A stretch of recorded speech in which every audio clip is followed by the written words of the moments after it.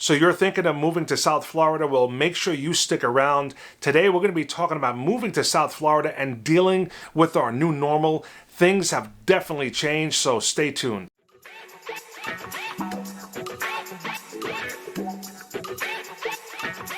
Hey, what's going on, everybody? Welcome to my channel, Living in Fort Lauderdale. My name's Rob Zeoli, and if you're looking for a channel that's going to show you what it's like to move to live, to play, and to buy real estate here in South Florida, then this is definitely the channel for you. So don't forget to subscribe to it and tap the notifications down below to be notified anytime I go ahead and put out a new video. Now, we're getting calls every single day from people just like you that are looking to make a move here to South Florida and absolutely love it. So whether you have plans next week or in the distant future, give me a call, send me an email or a text, and I look forward to showing you around town and helping you with your real estate needs. All right, so today we're going to be talking about things that are really different here in South Florida, making them our new normal, and boy, things have really changed, starting out with the expenses. Now, we all know that everything right now is very, very expensive, whether it be groceries, gas, cars. It doesn't really matter where you live in the country. Anything that we purchase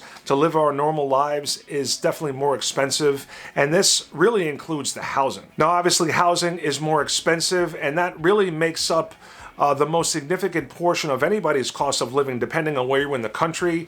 And it appears that South Florida has cracked the list as the most expensive place to live in the entire United States. Now, I'm not entirely sure yet how I feel about this, but let's look at a few articles that have come out just in the last few days that really talks about this.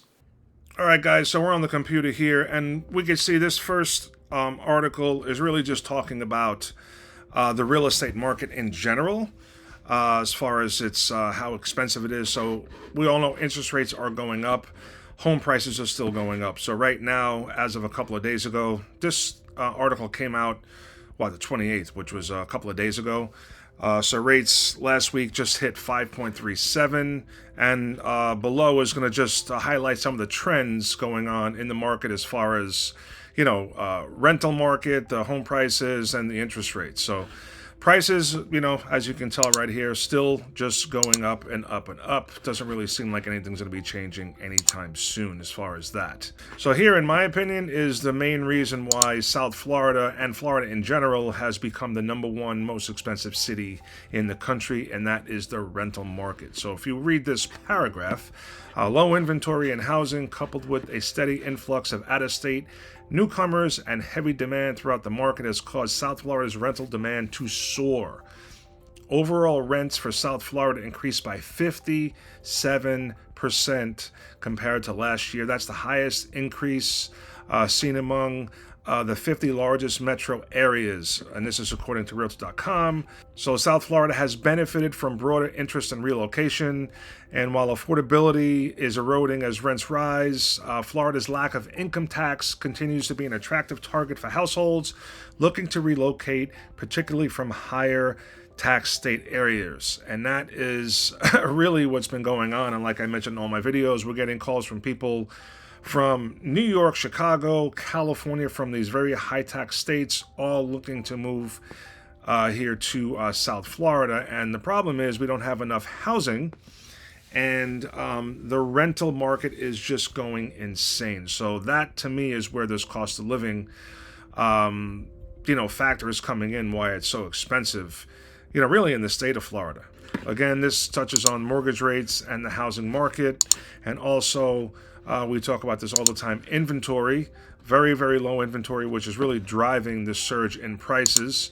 And they're basically speculating here to see if price reductions are going to be happening. And some people are saying that they're seeing that.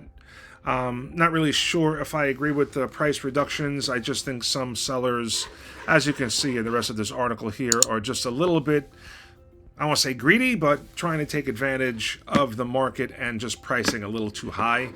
The next article here, again, the least affordable place to live in the United States may surprise you, and it's basically talking about the Sunshine State, which is the state of Florida. So basically, again, we're going right here. Realtor.com has previously named Miami as the least affordable city with rent prices as expensive as San Francisco or Los Angeles, which has never really been the case. This is talking about Orlando and Tampa.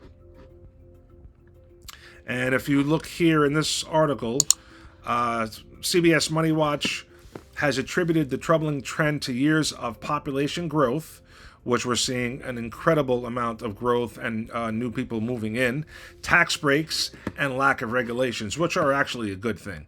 So as cities like New York and Los Angeles become increasingly unaffordable, areas like the Sunbelt have seen floods of new residents. In fact, according to a report from last year in May, basically, it says that Florida expects to gain an average of 845 residents every single day, and this is going through 2025.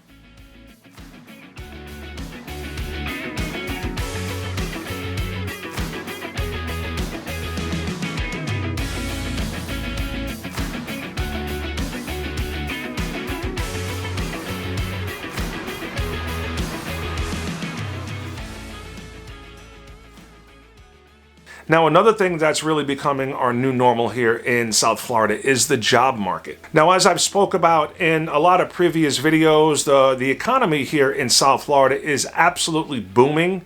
And historically, Florida in general has not really been a place where people have moved for the jobs and really wages. I mean, obviously people relocate everywhere throughout the country for different reasons, but you know, specifically to move to Florida for jobs and wages and things like that, it's never really been the norm. But now it is, as I said, our new normal. Now, as we continue down here in the article, and I've talked about this many times in my videos as well, excuse me, it says, due to its lack of personal income tax and low property taxes, Money Watch has said that Florida has become an increasingly attractive destination for high-paid professionals. Major financial firms like Goldman Sachs and Elliott Management have also made the decision to relocate to Florida in the past year. So I had mentioned that as well as far as the jobs. A lot of financial firms making that move down here to Palm Beach. They're calling that Wall Street South. So we did mention that earlier. Job growth and the economy is another new normal here for Florida and South Florida. Now, as we move on to the next article, guys, again, we can see here, welcome to Florida, the most expensive place to live in the U.S. And since 2019, Orlando rent up 34, Tampa 53, and Miami 61. So basically, again, this has to do with the rental rates more than anything. You know, the housing prices are expensive here in South Florida, more than they've ever been, but still not as much as they are in these other high-tax states. But the rental rates here have just gone through the roof in the last few years. As you can see, 61% in, what is that, 2-3 years. You know, that's really, really insane.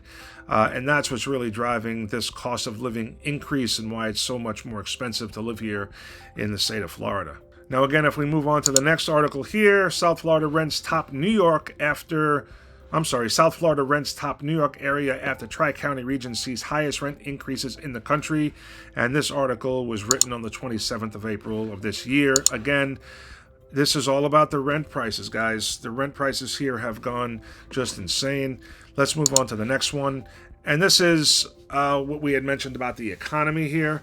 So very, very good sign. South Florida salaries have grown faster than any place else in the nation. So that's absolutely a great thing. So if you look here, so if you come down to this portion of the article, it basically says that South Florida's gain of 6% is the highest, followed by 5.5 in LA, 5.3 in Phoenix. And the lowest was 3.1 in Atlanta, followed by 3.2 in San Francisco. Now, if we move on to the next article here, it's going to be talking about new businesses here in Florida, which is really spurring the increase in people moving here, is all these companies that are moving to South Florida. So as you can see right here, according to recent figures from the U.S. Census Bureau, the latest business formations numbers show that Florida accounted for 683. So if you look right here in the article, it talks about the numbers of business formation. So Florida accounted for 683,680 out of the 5.8 million applications nationally. And basically from January, in 1 year, from January 2021 to 2022, that's roughly 11.7% of the business applications in the entire country. Now again, if you look at this portion here, the move is yet another example of a flood of companies heading to the Sunshine State and a continuation of strong numbers that show that Florida is a national leader during the pandemic in attracting new businesses or becoming a home for startups. All parts of Florida are firing on all cylinders with respect to economic development and job creation, particularly here in South Florida, says John Boyd. Florida's low tax advantages over other states still serve as an important incentive, but these days the factors also include bigger pools of skilled workers and the state's decision to strip away pandemic-related regulations. So another huge reason, guys, all the regulations as far as business or starting a business in these other states is another huge reason why people are just really migrating to the state of Florida.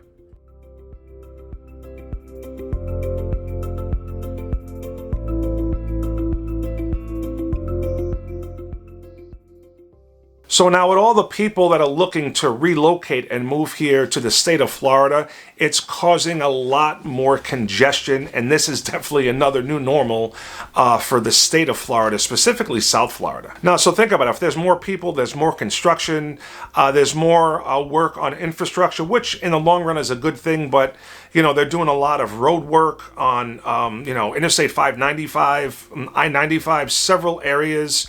They're doing construction, which is really causing a lot of headaches, a lot of congestion, a lot of traffic. And really a driving factor that ties into all of this is a housing shortage. Now, one thing to know about South Florida in general is that there really is no place left to build as far as new residential land and things like that. So anything that is built is kind of vertical. It's going up. There's, I think maybe I read somewhere, 1 to 5% of residential vacant land that's you know, available to build. Places like Texas and Colorado, they seem to have endless land where they can build new developments and things like that, but you don't see that much at all here in South Florida. You might see a couple of little complexes, maybe up in Parkland, being built, and some spots in Davie where they're building a few pods of, you know, or a small development, maybe 8-10 homes, but nothing as far as a whole brand new subdivision. You got to go way up north, you know, maybe Port St. Lucie or Loxahatchee, you know, kind of in the middle of nowhere to get something like that. So anything being built is some sort of a new construction building, you know, a vertical high-rise type building. Now, as we spoke about earlier in this video, home prices are going up considerably and doesn't really look like they're going to be slowing down anytime soon. Some people don't want to buy at these prices, and some people have been priced out of the market. So a lot of these new buildings and construction sites are rental complexes. I just got a text from a recent client. What's up, Gary? If you're watching, I hope everything is going well. And he basically texted me and said, hey, Robert, they're building a big, huge rental complex right on my corner, and they're actually building one across the street, and they're going to be connected by a bridge. And I'm like, hey, I get it. I can totally believe that. They're building 8 rental complexes within a couple of miles of my house. So definitely a lot of buildings, a lot of rental complexes going up. And it's not only rental complexes. This also ties into the economy and a lot of the job opportunities here in Florida as well. All right, guys, that's going to wrap it up. I really appreciate you watching, and I hope you found the video helpful. And again, if you're looking to make a move here to South Florida, get in touch with me 24/7. All my information is down in the description. I look forward to hearing from you and will be happy to show you around South Florida. My name's Robert. I'll catch you on the next video. Take care.